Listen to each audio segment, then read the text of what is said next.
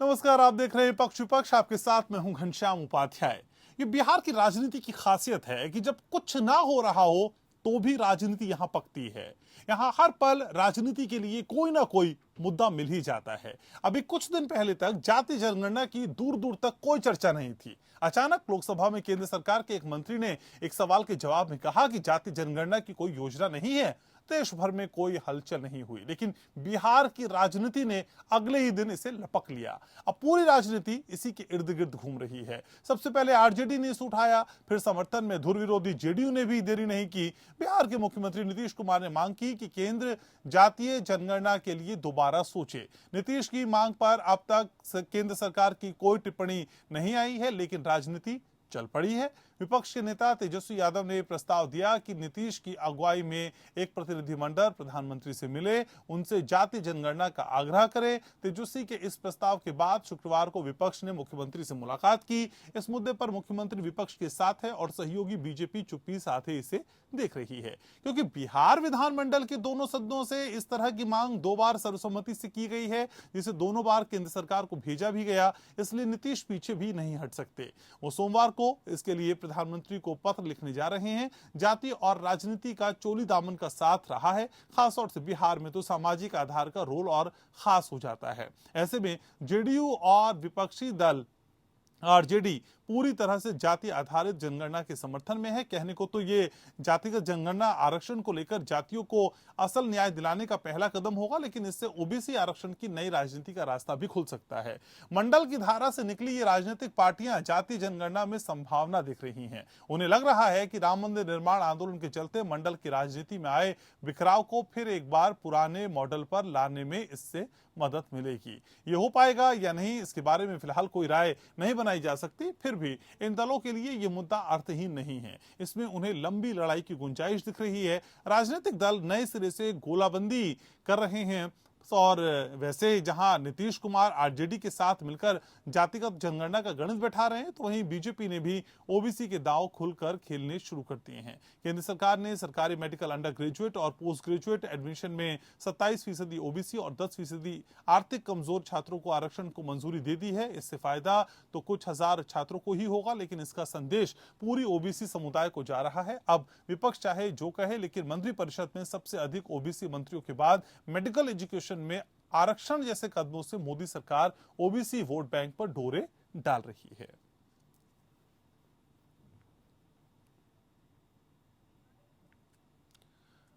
और चर्चा में मेरे साथ कुछ खास मेहमान जुड़ रहे हैं, जिनके साथ आज हम इस विषय पर मंथन करेंगे। मेरे साथ जुड़ रहे हैं डॉक्टर विवेकानंद पासवान भारतीय जनता पार्टी से, मेरे साथ डॉक्टर नवल किशोर यादव जुड़ रहे हैं आरजेडी से, और मेरे साथ अफजल अब्बास हैं जेडीयू से। आप तीनों का बहुत बहुत स्वागत। शुरुआत सबसे पहले नवल किशोर जी आप ही से करना चाहेंगे। जनगणना जो हम बात कर रहे हैं जातिगत जनगणना की, ये जरूरी क्यों है? देखिए, सच्चाई तो सबको मालूम होनी चाहिए ना कि क्या है देश में। और जब केवल ओबीसी ही ऐसा एक समाज है जिसकी जनगणना नहीं है, बाकी एससी एसटी की जनगणना ऑलरेडी हो चुकी है और देश में सारे विषय को लोग जानते हैं, लेकिन ओबीसी जनगणना के खिलाफ भाजपा क्यों?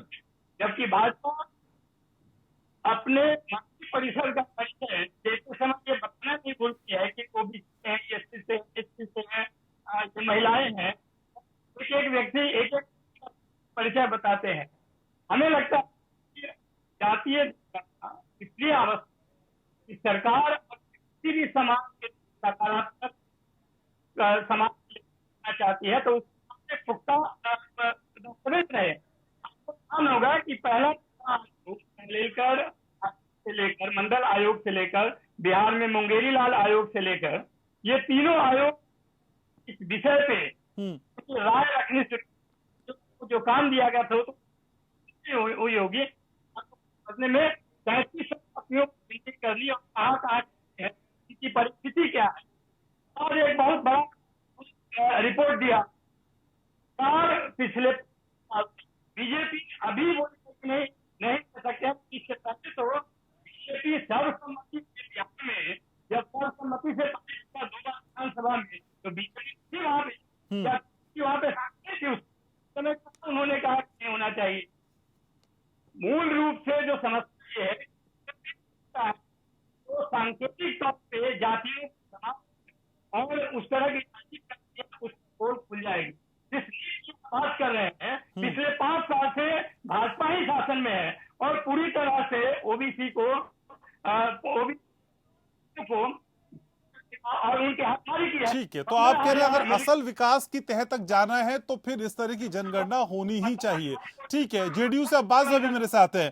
अब्बास भाई, असल में आरजेडी कहने के लिए पोजीशन में है, लेकिन इस मुद्दे पे तो सहमति बनती दिखाई दे रही है, जेडीयू आरजेडी साथ साथ।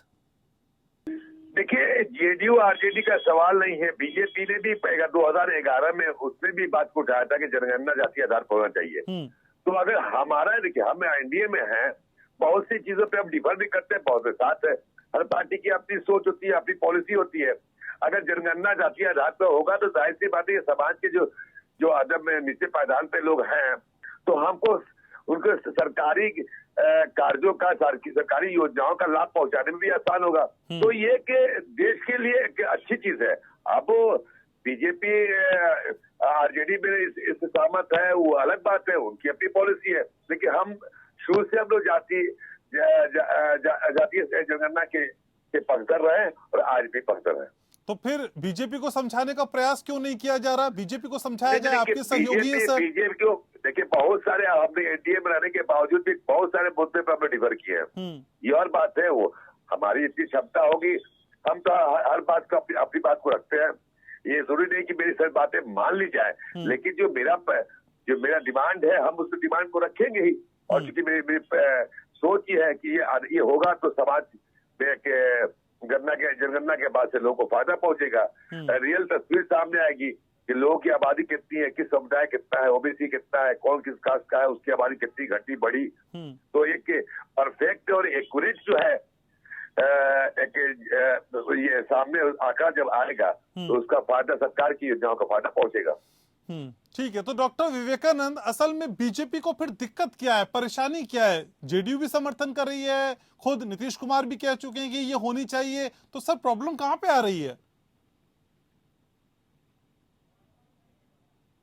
भारत के यशस्वी प्रधानमंत्री आदरणीय नरेंद्र मोदी जी, उनका मूल मंत्र है सबका साथ, सबका विकास, सबका विश्वास। और जिस तरह से उन्होंने अभी मंत्री विस्तार में दलित को 12 शेड्यूल कास्ट को बनाया, महिला को बनाया, सबसे ज्यादा अति पिछड़ा मंत्री बनाया, तो वो इस चीज को चरितार्थ भी कर रहे हैं, इसको मूर्त रूप भी दे रहे हैं। हमारे देश में लड़ना है हमको गरीबी से, हमको गरीबी का जनगणना करना है, हमको बेरोजगारी का जनगणना करके उसको स्वरोजगार देके आत्मनिर्भर भारत और आत्मनिर्भर बिहार बनाना है। आजकल जातीय आधार देके ये सामाजिक समरसता खत्म होता है समाज में। इसीलिए हमारा नेता का मूल मंत्र है सबका साथ, सबका विकास, सबका विश्वास। आपको बता दूं घनश्याम बाबू, जो 2011 में भी जनगणना हुआ था, उस समय हमारे आदरणीय लालू जी केंद्र में मंत्री थे, फिर भी सार्वजनिक नहीं हो पाया। इसीलिए हमको जातीय जनगणना से नहीं, यहाँ ये सरकार सर्वस्पर्शी हो, सर्वग्राही हो, समदर्शी हो, ये हमारा मिशन है, ये हमारा नेता का क्या कहते हैं इस दिशा में काम। तो नीतीश कुमार तो आपको नहीं समझा पाए कि जातिगत जनगणना होनी चाहिए, आप सपोर्ट करिए, तो आप समझा दीजिए उनको फिर अपनी बात। क्यों नहीं समझ पा रहे हैं आप एक दूसरे की बात? आदरणीय नीतीश कुमार जी हमारे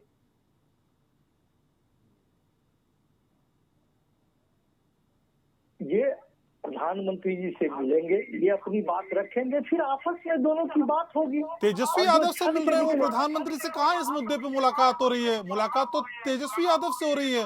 तो मैं समझाने की क्या बात है इसमें? नीतीश जी को अगर इस मुद्दा पर कुछ कहना है तो हमारे केंद्रीय नेतृत्व, हमारे प्रधानमंत्री से बात करेंगे और इस बात करने में उनको कोई रोक टोक नहीं है। और मेरा नेता जो जिस मिशन में है, नीतीश जी भी उनके साथ हैं। रही बात नीतीश जी की मन में अगर कोई बात होगा तो वो रखेंगे बात पकड़ कर। ठीक है, तो अब्बास भाई, क्या बिहार में ओबीसी आरक्षण का ये सियासी दाव है असल में, जिसे चलने का प्रयास किया जा रहा है? क्योंकि पहले तो कोई चर्चा नहीं थी, हाल फिलहाल चुनाव भी नहीं है, फिर अचानक से इस बात की मंत्रणा क्यों? ये चुनावी दाव की बात नहीं है। मैं जो कह रहा हूँ कि हमारी पॉलिसी शुरू से थी, हमारा मिजाज। आप एक चीज बताइए, बिहार एक पहला राज्य है जहाँ पे महिलाओं को 35% सरकारी नौकरी में रिजर्वेशन दिया। तो ये डेवलपमेंट की बात है। तो ये आज बिहार के जो उसमें जात धर्म की बात नहीं है, महिला के नीतीश कुमार जी ने किया, एक इतिहास रच दिया कि आज देखिए बिहार में जो अभी बिहार पुलिस की बहाली हुई, सैकड़ों लड़कियां इसमें आज जॉब में आई। तो मेरा ये कहना है कि हर पार्टी अपने अपने स्तर पे सोचती है और सब समाज के हित के लिए। तो हम समाज के हित के लिए हमने हमारी डिमांड है कि मालूम हो जाए कि कौन किस समुदाय से है।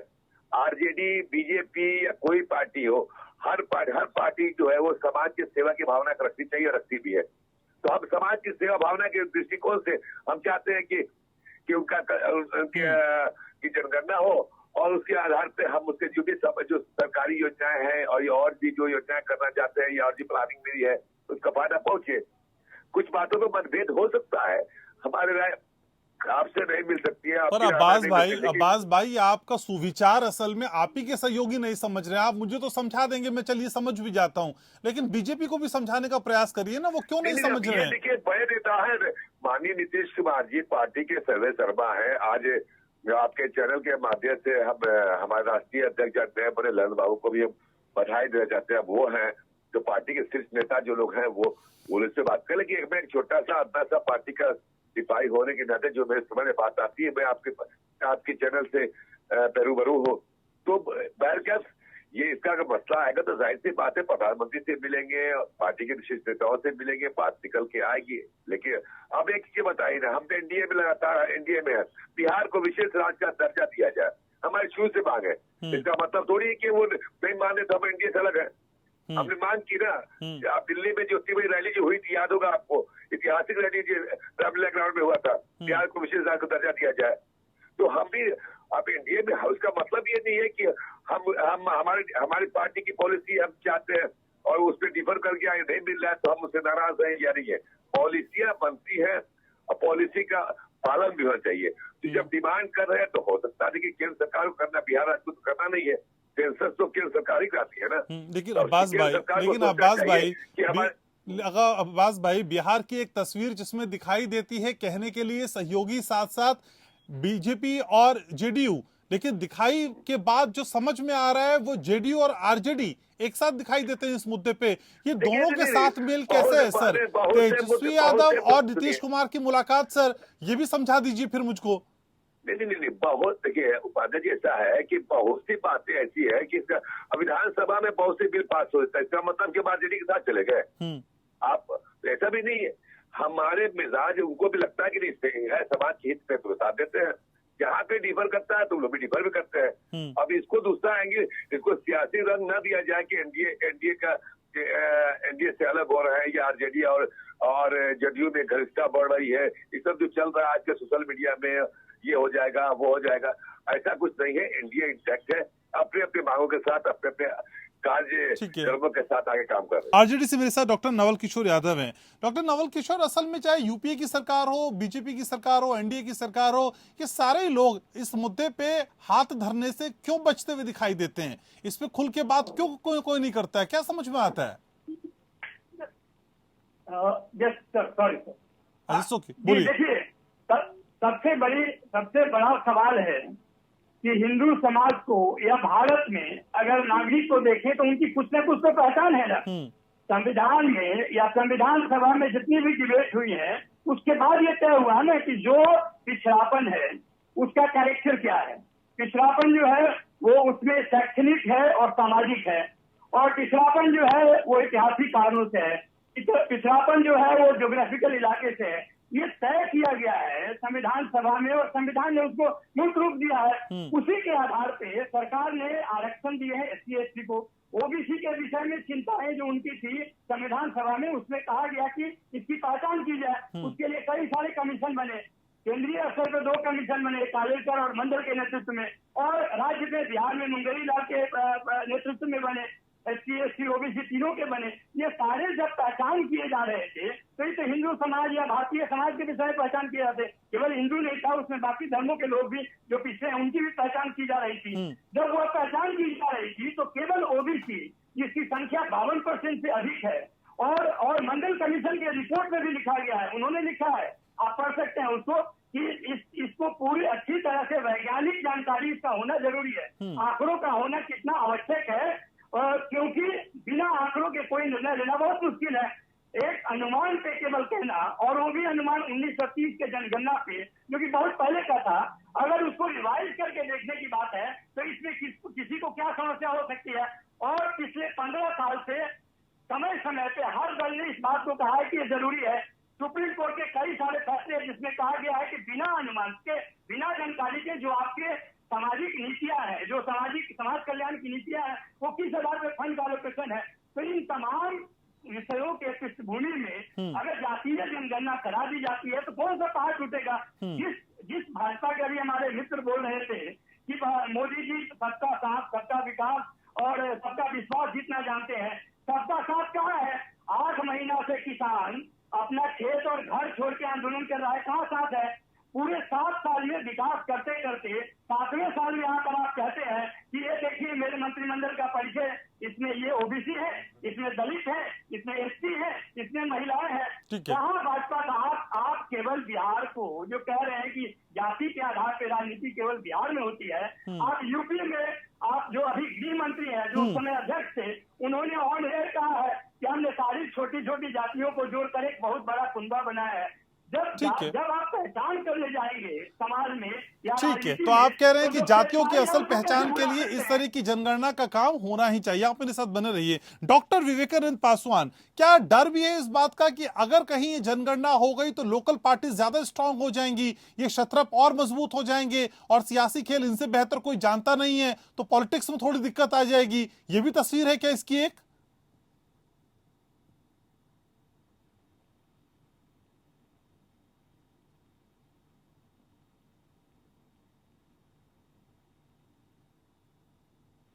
इनकी आवाज नहीं आ पा रही। जी, मैं सही करने की कोशिश करता हूं।